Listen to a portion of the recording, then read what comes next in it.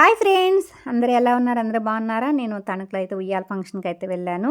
ఈ వీడియో చాలామంది అయితే చూసారండి. ఉయ్యాలైతే చాలా మందికి నేను ఇచ్చేస్తుందంటే చాలా బాగా.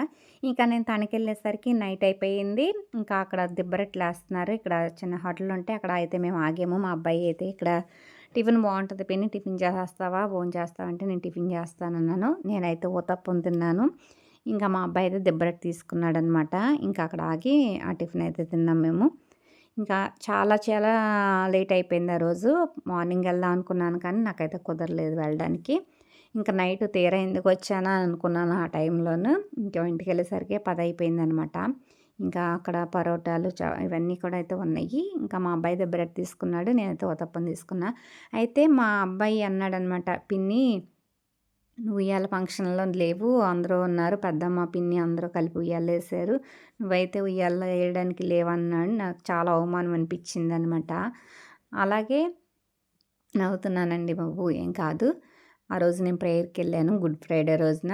ఇంకే ఉయ్యాల డెకరేషన్ కూడా చాలా బాగా అయితే చేశారనమాట. నేను అప్పటిదాకా అన్నాను. కరెక్ట్ టైంకైతే నేను ప్రేయర్‌కైతే చర్చ్‌కెళ్ళాననమాట గుడ్ ఫ్రైడే అని.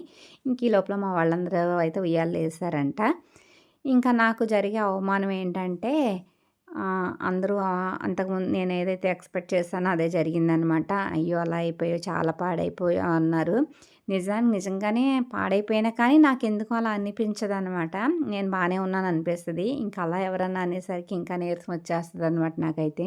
మరేం చేస్తామండి, నేను తినాలనుకుంటాను, ట్రై చేస్తాను కానీ తినాలనుకున్న ఆశ అయితే ఉంటది కానీ తినలేననమాట. అలాంటిది ఇలాంటి ఫంక్షన్‌లో అయితే అస్సలు తినలేను. ఫ్రాన్స్ బిర్యానీ, సమోసా, పూరి, ఇంకా చికెన్ ఫ్రై, మటన్ కర్రీ అన్నీ అయితే పెట్టారు. నేను అందులో ఏమైతే కూడా తినలేదు. ఏదో వీడియో కోసం అయితే నేను పెట్టించుకున్నాను. మామూలుగా అయితే తింటాను. అంటే మరీ ఎక్కువ తినలేను కానీ తింటాను. అయినా మరేంటో మనకు కావాలనుకున్న వాళ్ళకి ఒళ్ళు రాదు. ఒళ్ళున్న వాళ్ళేమో మేము సన్నబడాలనుకుంటారు. నేనైతే లావు అవ్వాలనుకుంటున్నాను మీ అందరి గురించి అయినా. గట్టిగా ట్రై చేద్దాం అనుకుంటున్నాను మరి ఈసారి. ఇంకెక్కడికెళ్ళి నీ ఫంక్షన్‌లకి ఇదే అవమానం కలుగుతుంది అంటే, మా వదిన నువ్వు ఫంక్షన్‌లకి వెళ్ళడం మానవు, ఫంక్షన్‌లకి వెళ్తానే ఉంటావు, నీకు ఒళ్ళు రాదన్నారనమాట. ఇంకా మా తోటికోడళ్ళ ఇంట్లో పాత ఉయ్యాలని న్యూ మోడల్‌గా చేశారండి ఇది. మా విప్రాలాళ్ళకి ఐడియా వచ్చింది. ఇంకా స్టాండ్ అంటే ఇదివరకైతే పైన తాళ్ళు కట్టి ఊగేవారు ఉయ్యాలైతేని. అది మా తోటికోడళ్ళ ఉయ్యాలనమాట. ఇంకా దానికి స్టాండ్ అయితే చేయించమన్నారంట. వాళ్ళు స్టాండ్ చేయించారు ఉయ్యాలకి. ఇంకా పాత మెంచి బల్ల, నాకు తణుకులో వెళ్ళినప్పుడల్లా ఈ మెంచి బల్ల అంటే బాగా ఇష్టమనమాట. దీన్ని సోఫాలకు కూడా యూజ్ చేసుకోవచ్చు అనుకుంటాను. ఈ మెంచి బల్ల కూడా చాలా బాగుంటది. అయితే వాళ్ళేమో ఇంకా డైనింగ్ టేబుల్ కింద దాని మీద అన్నీ పెట్టుకొని కూర్చున్నారు, తింటామనమాట మేము తణుకెళ్ళినప్పుడు. పాత మోడల్ వస్తువులైతే చాలా బాగుంటాయి. అందులో మా తోటికోడళ్ళ ఇంటికాడ అన్నీ బాగుంటాయి వస్తువులన్నీని. ఏం చేస్తాం, తనకి నాకు అలా రాసిపెట్టుందనమాట. అన్నీ ఉన్న ఇదన్నట్టు. ఇంకా ఈ పందిరి మంచం కూడా నేను తణుకెళ్ళినప్పుడైతే ఈ పందిరి మంచం మీదే పడుకుంటాననమాట. ఈ పందిరి మంచం కూడా చాలా బాగుంటది.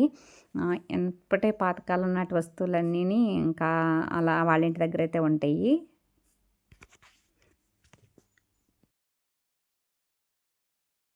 మీలో ఎంతమందికి ఉయ్యాల, మెంచి వల్ల పందిరి మంచము నచ్చిందో లైక్ చేయండి, కామెంట్ చేయండి. Thank you.